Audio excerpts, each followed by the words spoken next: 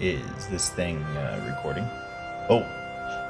Hey adventurers, it's me, Scottmere, your uncharismatic dwarf friend. This episode was made possible by our supporters and patrons, Corey Fausch, JD Rose, Daniel Nichols, Haley Munoz, Brian Dowling, Storm Cohn, and Jolene Fresquez. Join us supporting the show at patreon.com/Dice Tower Theater and tell the next person you see at the tavern how they should check it out. It's usually on a computer thing or maybe a phone, those magic picture boxes. This episode, we'd like to give a shout out to Jason Aoki, a longtime friend and supporter, and to Josh Wash Whitby, founder of GameMastery.com, where you can find great tips and tricks for your own game. Last episode ended with me and my brother Thoughtmere as we charged into battle with a huge blue dragon, the same one I saw fall out of the sky at the Celestine Tower. But this time, I'm closer, and that weak dragon doesn't stand a chance.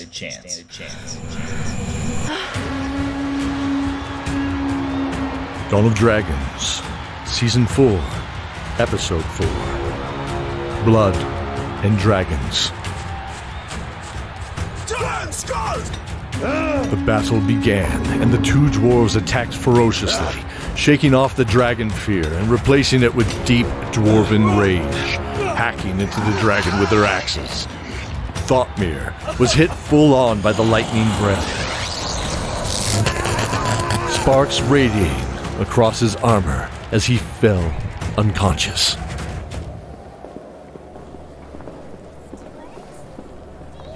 Benedict and Dabria made their way down the ramps, echoes of battle resonating as other voices filled the halls, with vendors purchasing provisions, like lizards barbecued on sticks or large insects.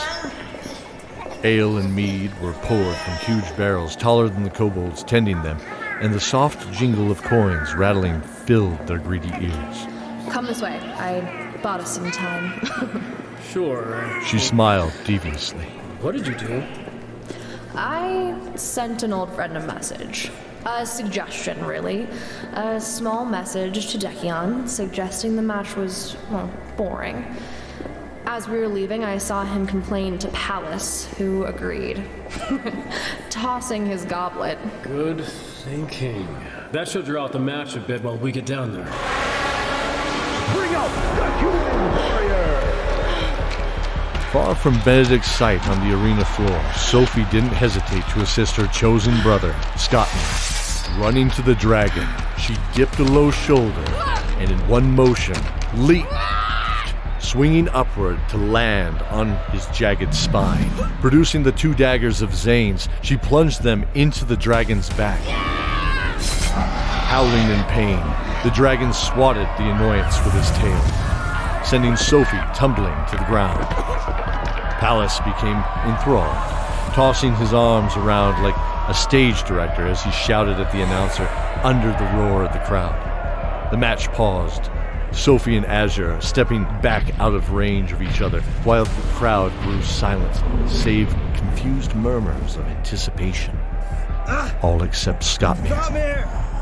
Seeing his brother's crumpled and unmoving form on the ground, he remained stuck in his fury and continued to charge the dragon. No! Azure swatted a paw down on him, pinning him to the ground. Time to eat, you impatient insect. Scottmere, save your energy! Meanwhile, to the right of the same gate the gladiators had entered from, Benedict and Dabria had slipped into the shadows as they saw Lord Pallas, flanked by 4 guards and a very excited Decion, enter. Waiting for the gate to open, they stood mere feet away from their would-be assassins in the shadows. He is weak. Yes, my lord. No matter. From the other side of the arena, Zoran saw the gate clank open and his father's entourage step out onto the arena floor. What are you doing, old man? Wait. Pallas motioned a hand in Zoran's direction. He calls for props, folks! Their deaths shall be framed in a glorious and blood-soaked setting designed by our great leader. Suddenly, trees shot out onto the arena floor from the prop entrance, carried by the kobolds. Zoran diving into the shadows to remain unseen as a few dozen mercenaries and servants moved in to move everything into place at the call of Lord Pallas himself. Soon building facades came out, and much to Zoran's horror, Oh no. also the crates hiding Erlen. Stay down, you idiot.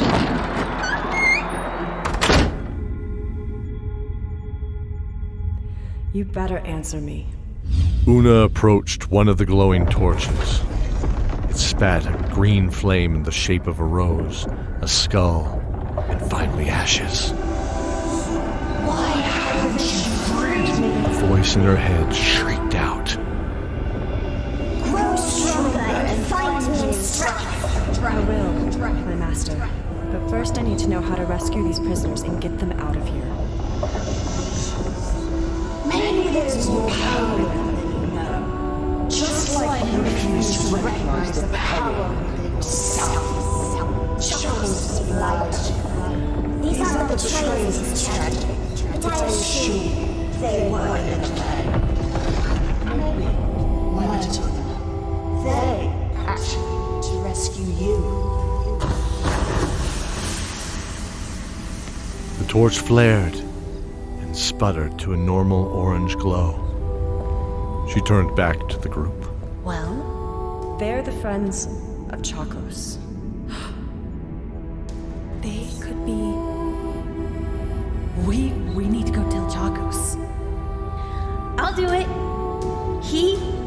He's my friend. Lorvana saw a mouse and whispered a short song under her breath. The mouse ran to her. Tell Chacos we see a terrible thing about the prisoners. All of them are being destroyed slowly, and they are really friends of the kobolds. And they are his friends. Tell him we need his help. Okay, let's get his friends. They approached a hall to the side of that chamber with several cells, rusty bars caked with centuries of neglect. Inside the cells, they found the forms of 5 people. Who are you? Una, spring that lever at the far end of the wall. That should let them out. I'm still watching the chamber with the dark altar. Cordelia was struggling to keep her overwhelming feelings at bay. She was overcome with hope, but knew she first had to get them out of there. The gates swung open. Let's go. They were human and elf, if they were to guess, but something was different. Eyes were brighter, powerful muscles rippled under robes. Despite their weakened state, they held an unquestionable power behind their eyes.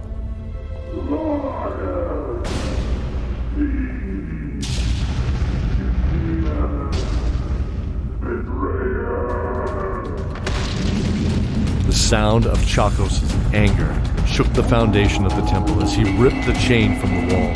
Through the magical eye, Cordelia saw the 3 figures in the altar run to investigate, leaving the weakened man alone.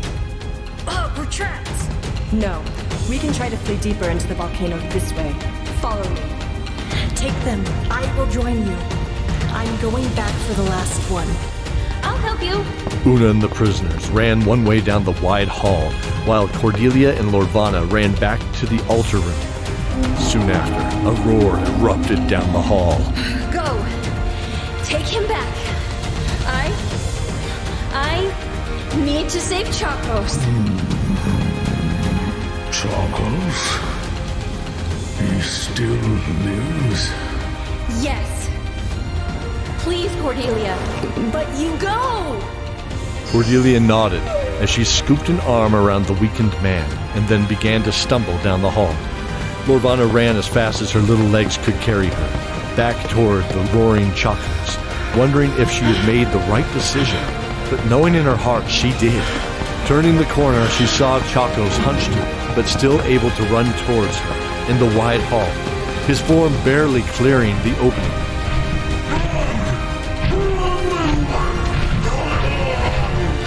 Bending a wing low, Morvana darted up to sit astride his neck as they barreled down the hall together. Looking behind her, the glow of fire erupted as she realized there was another dragon close behind. This is fine work. Yes, my lord. Admiring the scene before him, 4 fabricated palm trees stood in the center, along with the facade of an ancient temple. He was particularly nodding at the cutouts of some terrified villagers. Erlen felt Lord Pallas draw closer, but as he did, something familiar pulled at his neck. Suddenly it felt like he was being pulled slowly towards him, like a magnet. Peeking from behind the barrel, he saw Pallas mindlessly caressing the dragon turtle pommel of the sword at his hip. What is this? Looking at his necklace, he saw the blue eyes begin to radiate. Looking out, he saw the red eyes of the sword answer, softly glowing. Seeing their shape were like twins.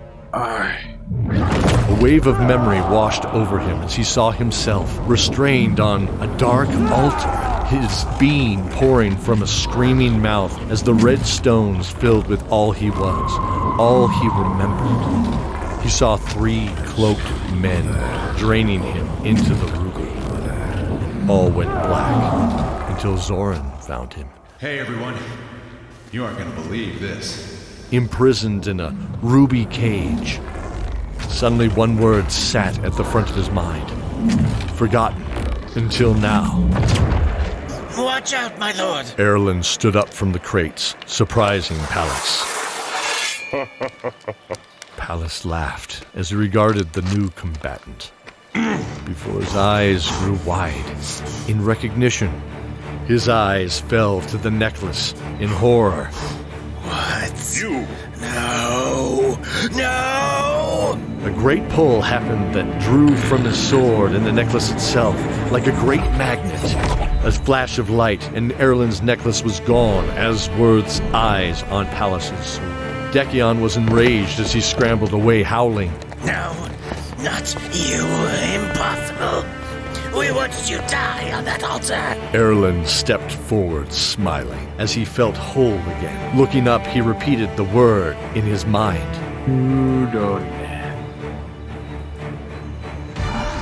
Erlen felt a familiar change as his body grew, expanding outward. The skin on his back hardened, and his hands became scaled flippers.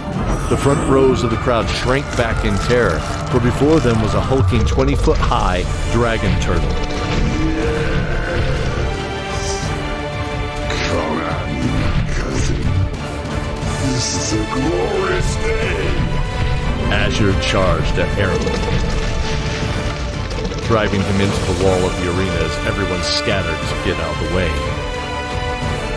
Erlen faced the dragon as his throat erupted a cone of superheated steam in a shrieking, deep roar. It hit full on, peeling the flesh from one side of Azure's face from the skull beneath. This was the battle Azure longed for. He tried to summon back his breath, but had to resort to claws and bites. The blows glanced off the hard spiked dragon turtle shell, protecting most of its body. Erlen breathed in again for a final attack, and Azure crumpled to the ground. The great worm was slain.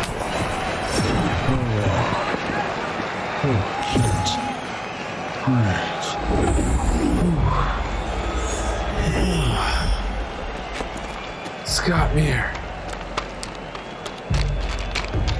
Scottmere. Returning to his humanoid form after finding himself out of breath, Erlen rushed to Scottmere's side, only to be greeted by several dozen guards. How to take your form out of water, isn't it? What was your name again? Ah, yes. Erlen. How you came to escape the realm of the dead is curious. Very curious. Well, no matter. I got you again, didn't I,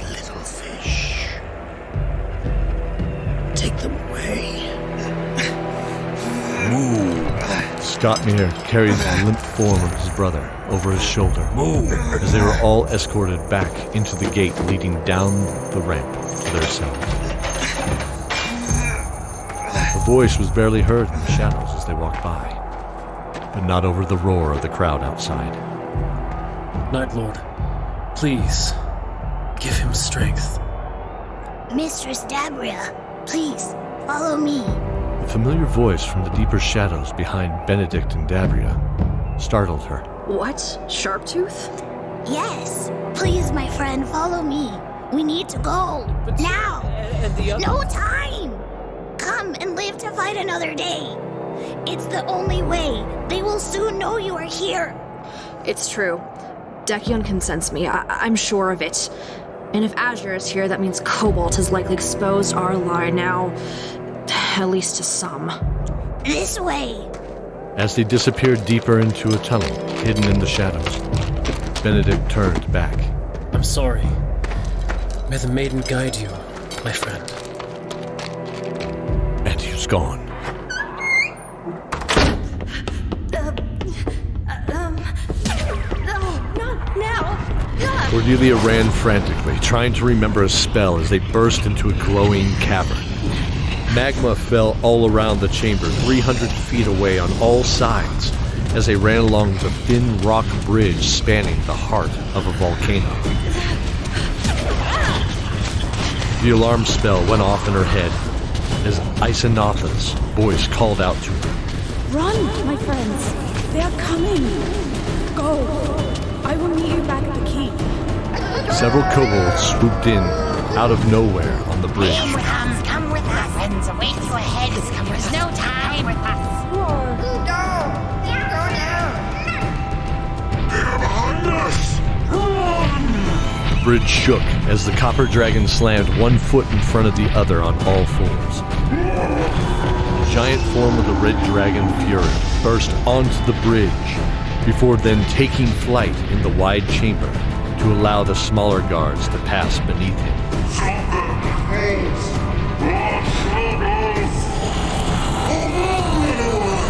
Sensing Fury draw breath into his mighty lungs, Chacos threw one broad fan-like wing up as a shield over himself, Morvana, and effectively the rest of the group, who had now reached the far exit.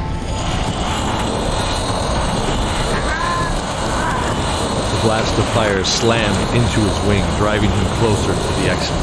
They were only mere steps away, but the guards of the Dark Army were closing in fast. Look up there! Looking up, he saw how fragile the rocks above were, and smiled. Keeping his wing up to blast, he dashed to the exit. Goodbye, Fury. Chaco suddenly angled his wing to reflect Fury's breath into those loose rocks above, as he blew acid across the bridge. They dove into the exit as everything crashed down, sealing them in the hall. Nice work. Thank you. I like to think of it. Come.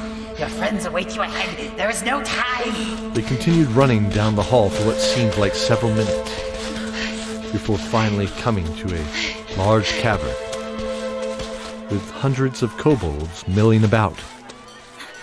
A village? I never knew of this place. They were approached by several of these rebel kobolds, but two more familiar faces stepped forward. Cordelia! Benedict! Ah, hello, Dark Sister. And Sharptooth, correct?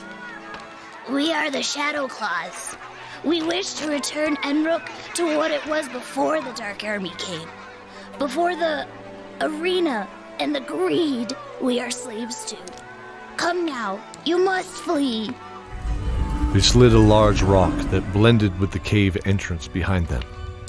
Benedict noted they effectively were hiding from any pursuers that could come their way, rocks poised to keep this place a secret for however long was needed, or even forever, they imagined.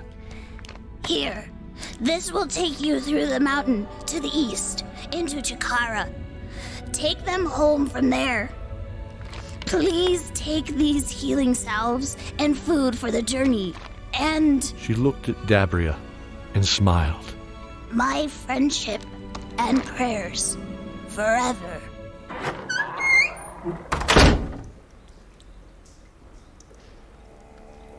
Deep under the arena, the cells of both combatants and champions alike.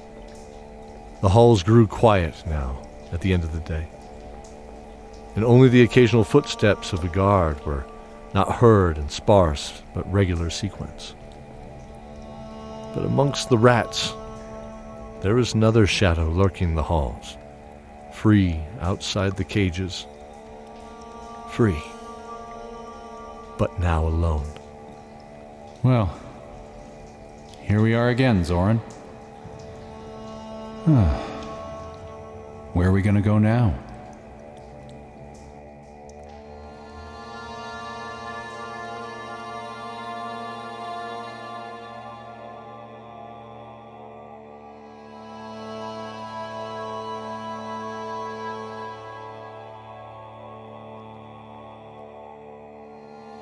In this episode, Zoran, Cody Miller, Dabria, J.D. Rose, Benedict, Brian Dowling, Sophie, Sarah Jenkins, Cordelia, Jolene Fresquez, Lorvana, Cara Danvers, Una, Becky Atchley, Aryat, Daniel Nichols, Kogiras, David Tilstra, Chakos, Scott C. Brown, Scottmere, Colton Jansen, Zane, Storm S. Cohn, Erilyn, Jordan Thompson, Thoughtmere, Storm S. Cohn, Announcer, Joshua Thomas, Decion, Matthew Bianchi, Lord Palace, Ian Wilkinson, Sharptooth, Haley Munoz, Azure, Heath Martin, Una's patron, Shannon Roby, Kobolds, Brad Colebrook, Shannon Roby, Patrick Mendelson, David Tilstra, Jolene Fresquez, and Mike Atchley, Fury, Barrett Giant, and Keldor, Mike Atchley.